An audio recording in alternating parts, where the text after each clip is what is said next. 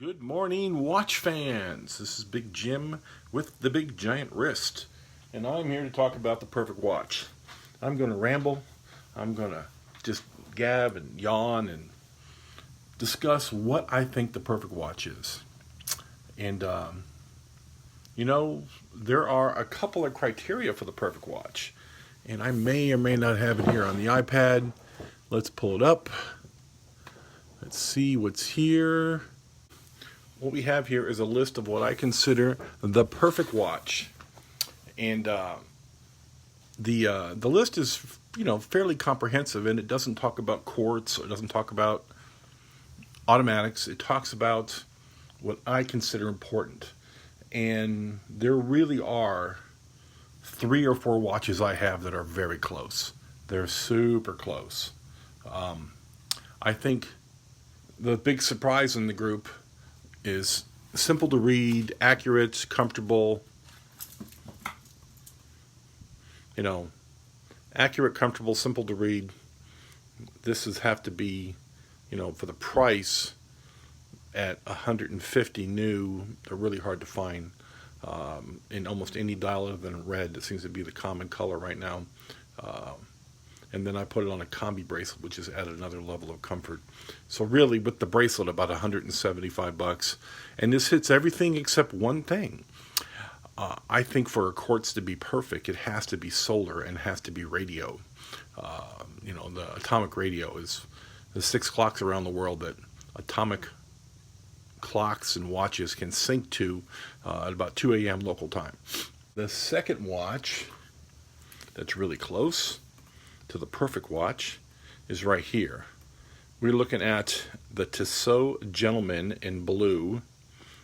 Great watch, super comfortable. But really, this fatal flaw in this watch, the one thing about I don't like is that it's not a screw down crown. This is just a push-pull crown. You just, that's it. So it says it's 100-meter water resist, but I'm reluctant to say, yeah, great, fantastic. One other thing, it's minor, but it's me, I don't really care for the double pusher clasp like this. I don't really like that very much. I much prefer a fold over clasp. So, double pusher's fine. It's nothing wrong with it. But it's a great watch. Super accurate, super comfortable. I really like wearing it. It's in my permanent rotation. I have no problems with this watch whatsoever.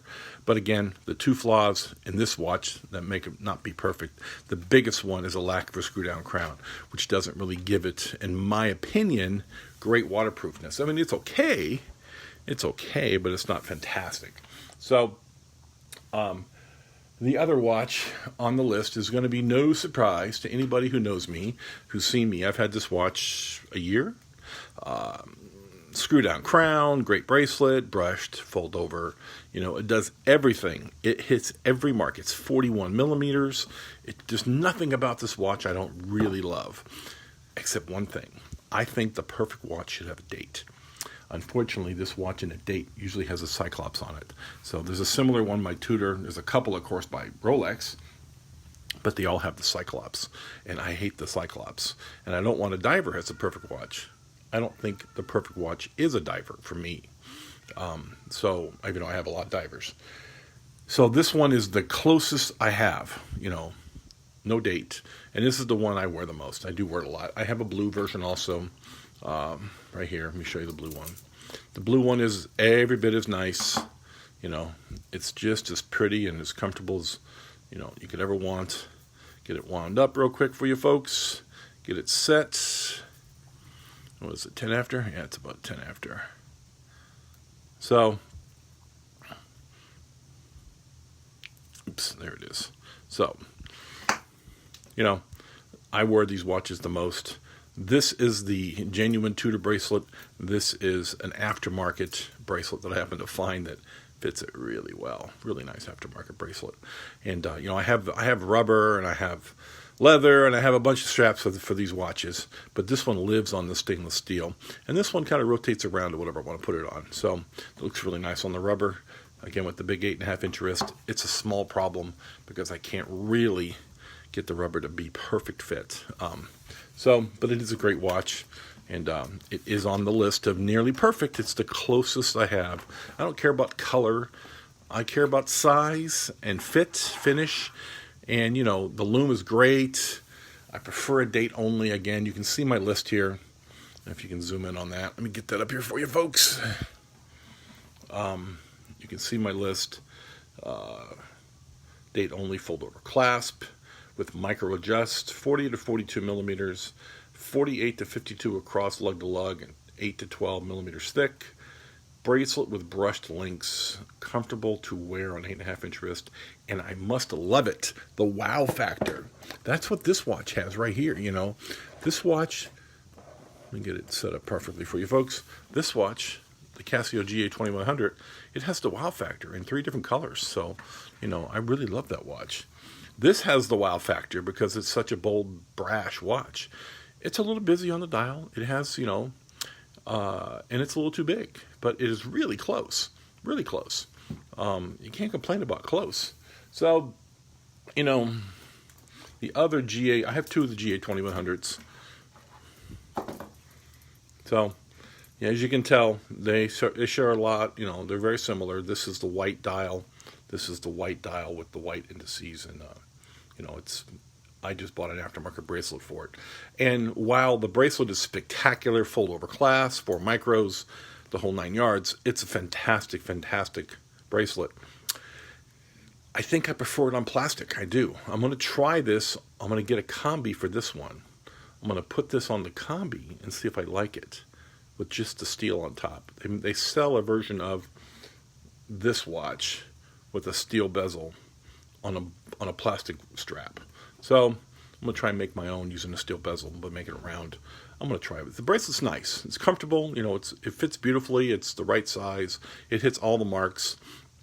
It just makes it, as you can tell, it goes from 10.5 to about, what is this again?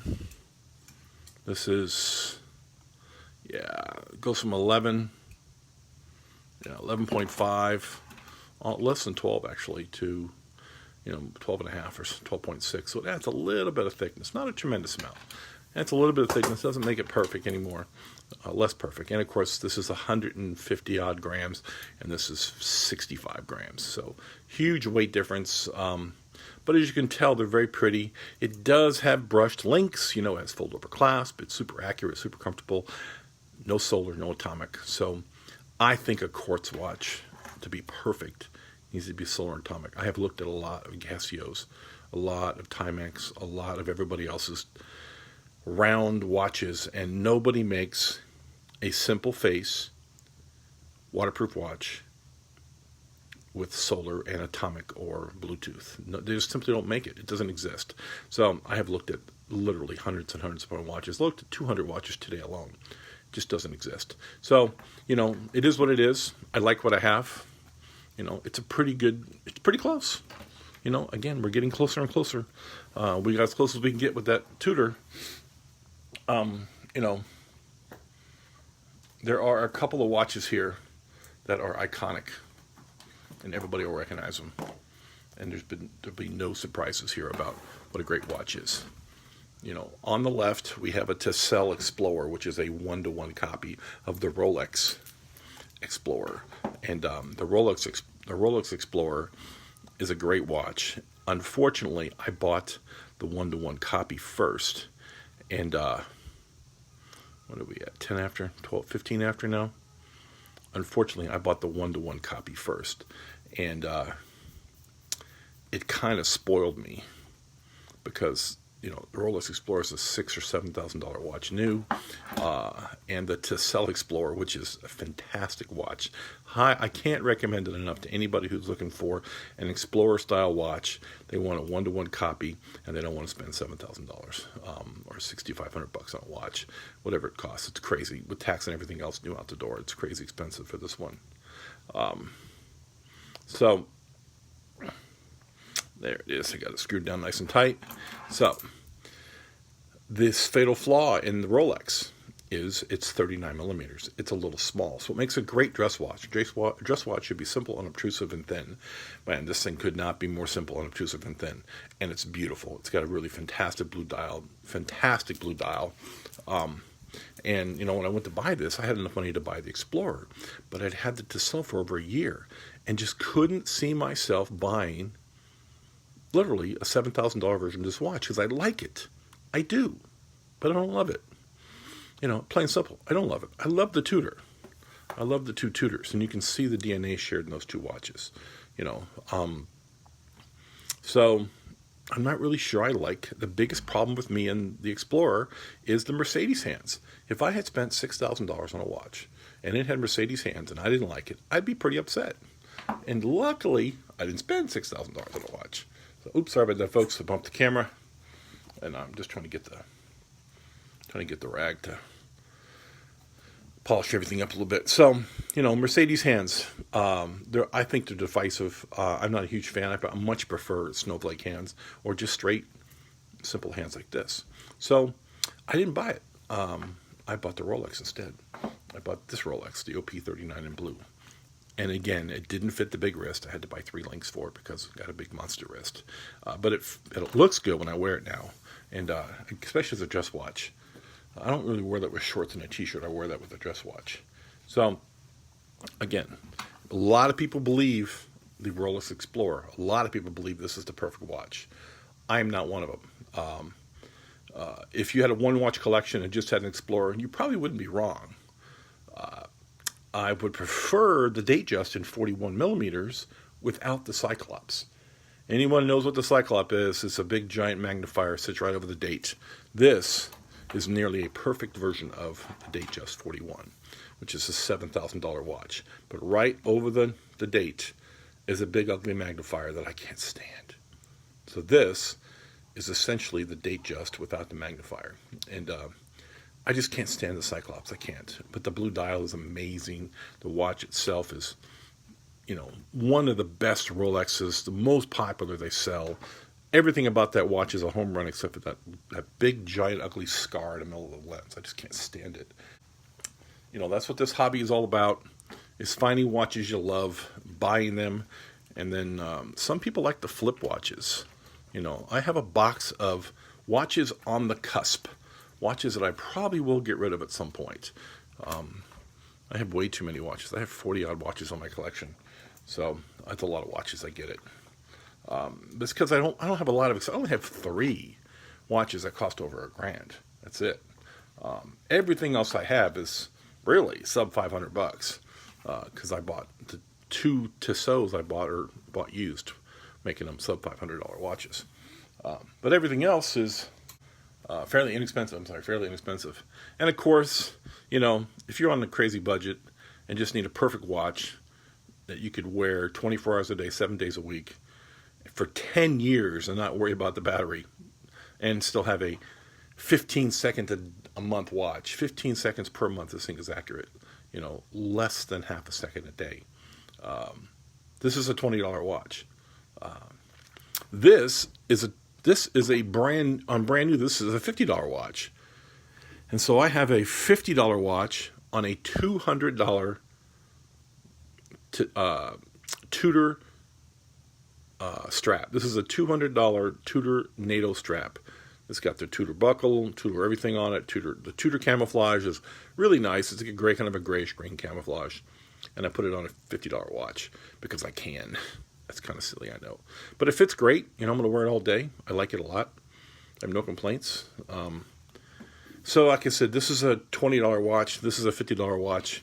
They get a lot of wrist time. They're actually in the rotation. Right up besides, a $5,000 Rolex and $2,000, $3,000 Tudors. And of my 3 favorite watches currently are those 3. The Casio GA2100, the Tissot Gentleman in 40 millimeters with the date, and then of course the Tudor Heritage Black Bay 41 black dial on steel. Just all fantastic watches. Hope you guys enjoyed the live stream.